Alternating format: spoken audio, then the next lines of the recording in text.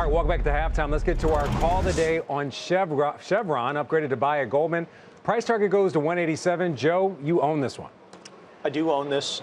This is an excellent report by Goldman Sachs. It talks about the inflection point in free cash flow. The Permian production is what's so compelling. 772 barrels per day.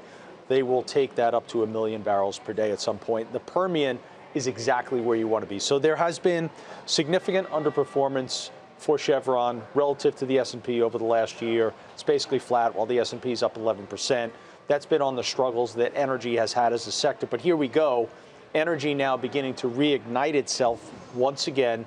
Spot price of oil moving higher towards the high for the year. I totally agree with this call. I look at energy. I see the ownership that we have in the quality momentum Joe T strategy, which is nearly 11%, given the S&P is only 4%. I still believe that's warranted. I still think it's credible. I think the energy market is what you want to focus on as we move towards the fall. And let's remember something, month to date, energy is the leading sector. All right, interesting point. I want to bounce something all of you from BTIG. Jonathan Krinsky out with a new note just a short time ago saying in part, WTI crude is having its best month since January of 2022.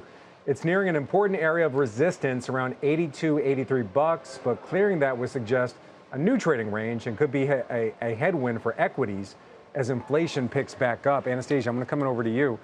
Should we be worried about these rising oil prices and the idea that with Saudi Arabia and their voluntary cuts, the potential of China actually reaccelerating as we've all hoped they are, it could cross this area of resistance and then weigh on equities in the back half of the year?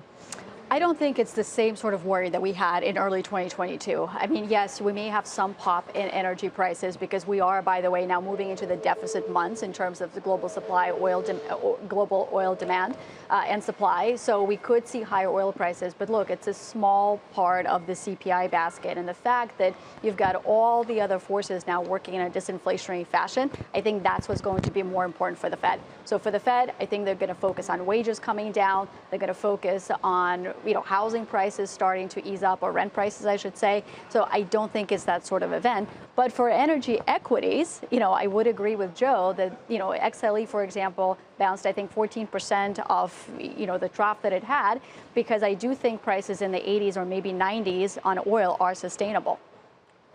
Any thoughts? I know you have some exposure, Freeport, McMoran.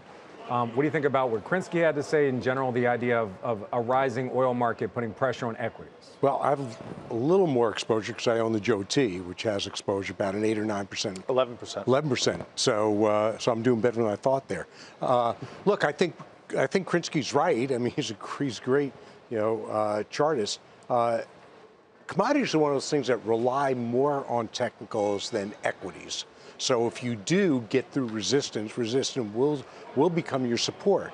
But the same's happening with Freeport. So Freeport, which is what I own, FCX, copper, I like that more because I think it's a little more predictable because less political headwinds or tailwinds. So it trades more in the fundamentals, I believe. And of course, speculators market, as is oil, but I think less so. And then with what you're seeing in autos, what you're seeing in EVs, you've got an insatiable appetite for copper. There's only so much you can bring out because it takes so long to get a mine up and running to permit them, not here, but just everywhere.